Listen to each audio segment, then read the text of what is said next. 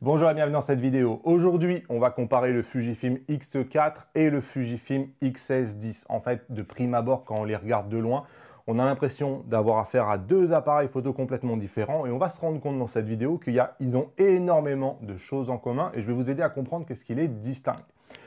X4, XS10, c'est deux appareils photo qui sont de la même génération. Ils sont sortis à quelques mois d'intervalle et vous êtes nombreux à vous interroger sur la manière dont ils se comparent de l'un à l'autre.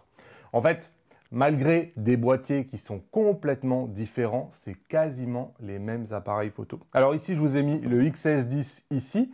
Et ici, c'est le XT30, parce qu'au moment où je fais cette vidéo, le X4 n'est pas sorti.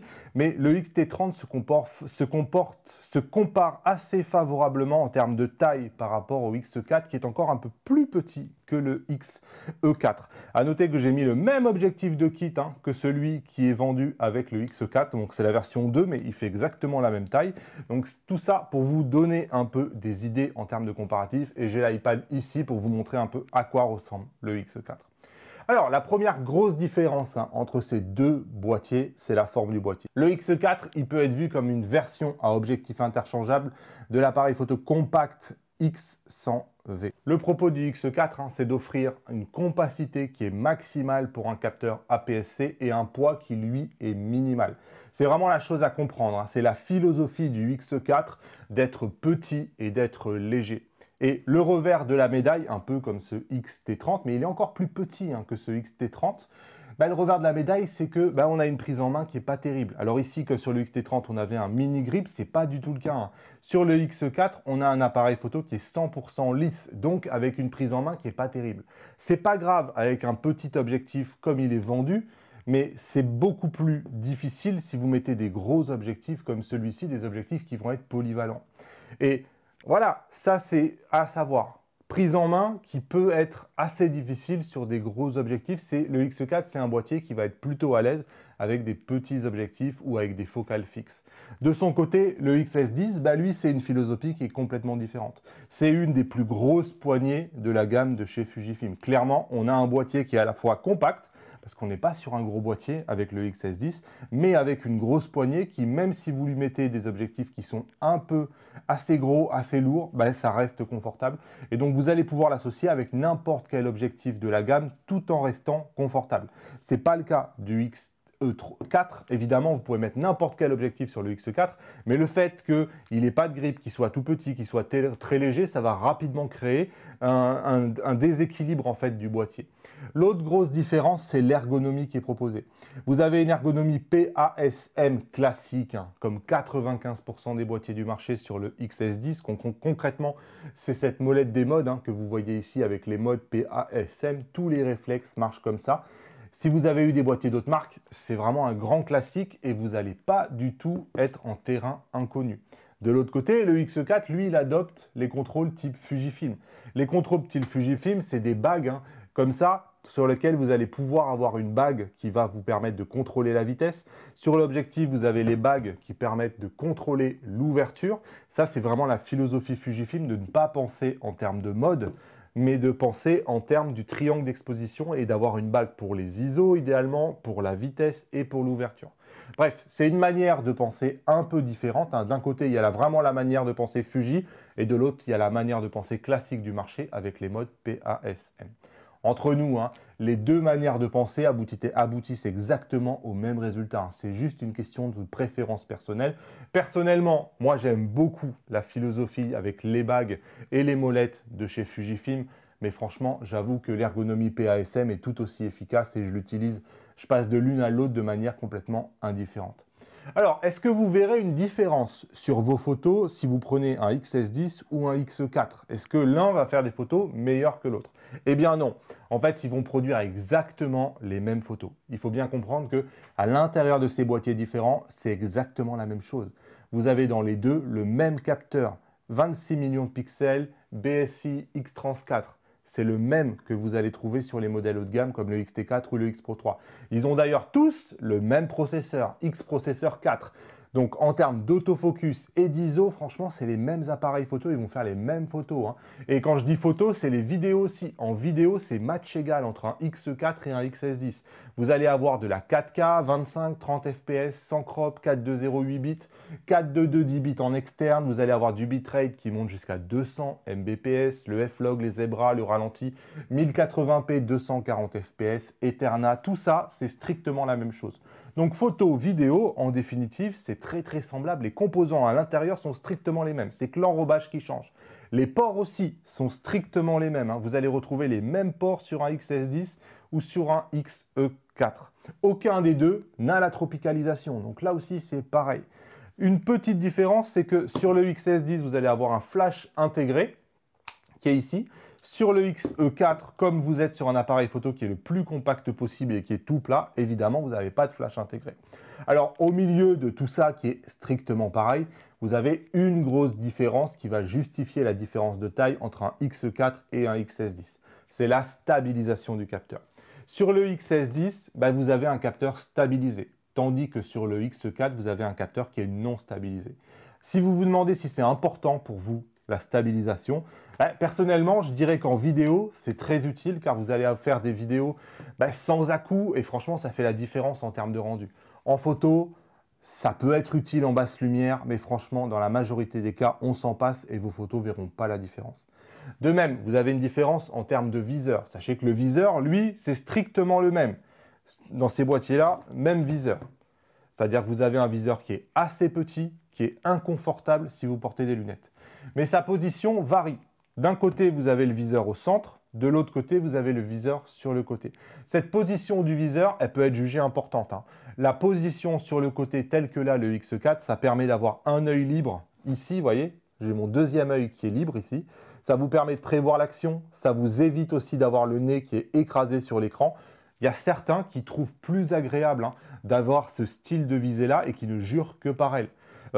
Un défaut quelque part de cette visée-là, c'est que vous n'êtes pas exactement dans l'axe de votre objectif, alors que ici, je suis comme sur un réflexe dans l'axe de l'objectif. Franchement, ça fait pour moi, hein, ça ne fait pas une grande différence, mais ça, c'est vraiment une question de jugement personnel et de préférence personnelle. Il y a vraiment des gens qui affectionnent énormément le viseur comme ça sur le côté.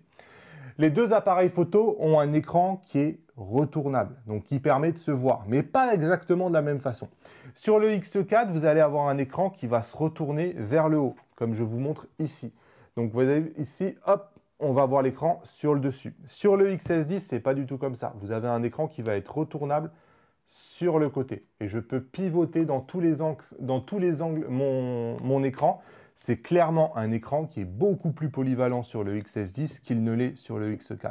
D'autant plus que le fait de mettre l'écran comme ça au-dessus du X4, sachez que ça peut poser un gros problème parce que typiquement, l'endroit où est cet écran-là, c'est au niveau de la griffe du flash. Et sur cette griffe de flash, généralement, on y pose un micro. Donc potentiellement, vous pouvez avoir le micro pile au milieu de l'écran.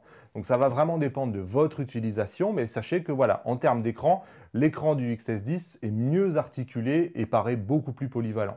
À noter qu'au niveau des écrans, vous avez un écran de 1,62 millions de pixels sur le X4, tandis que vous avez un écran de 1,04 million de pixels sur le XS10. Donc l'écran du X4 a plus de mégapixels, donc c'est un écran qui va être probablement plus agréable en termes d'affichage, malgré le fait qu'il ne soit pas articulé du tout de la même façon. Concrètement, hein, moi, me concernant, c'est l'écran du XS10 qu'on peut orienter dans tous les sens qui me semble bien plus confortable et bien plus flexible pour mes photos. L'autonomie, la batterie, la carte mémoire sont assez similaires. On peut imaginer que le X4 doit avoir une autonomie qui doit être environ 20% meilleure car vous n'avez pas de stabilisation du capteur à alimenter. Mais ils utilisent strictement la même batterie. En termes de prix, le XS10 est vendu de nu pour 999 € et 1499 € avec le 1680 F4 que je vous montre justement ici. Le X4, il est vendu 899 € et il est en kit justement avec le petit XF 27 mm 2.8 pour 1049 €. La différence de kit, pour moi, elle est importante. En fait, il faut comprendre que c'est toute la philosophie derrière le choix de ces appareils photo-là qui se retrouve dans les kits qu'ont choisi de vous vendre Fujifilm. En fait, il est vendu d'un côté avec un objectif qui est assez gros et de l'autre côté avec un objectif qui est assez petit. Et c'est bien là ce qui doit vous guider, je pense. La philosophie du X4, c'est d'être le compact du quotidien. Un appareil photo que vous allez avoir dans la poche, idéal pour de la photo de rue, de reportage. Vraiment, c'est un appareil photo qui va être hyper discret, hyper léger, mais aussi hyper puissant. Je vous rappelle que dans le petit corps qui fait, je crois, 350 grammes du X4, vous avez la même puissance quasiment que ce que vous avez dans le XT4. Vous avez 90% de ce que sait faire le XT4.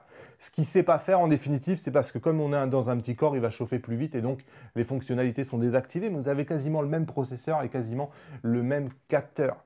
De son côté, le XS10, lui, c'est un vrai appareil photo, entre guillemets. Sous-entendu, il est capable de supporter n'importe quel objectif. C'est vraiment une philosophie polyvalente.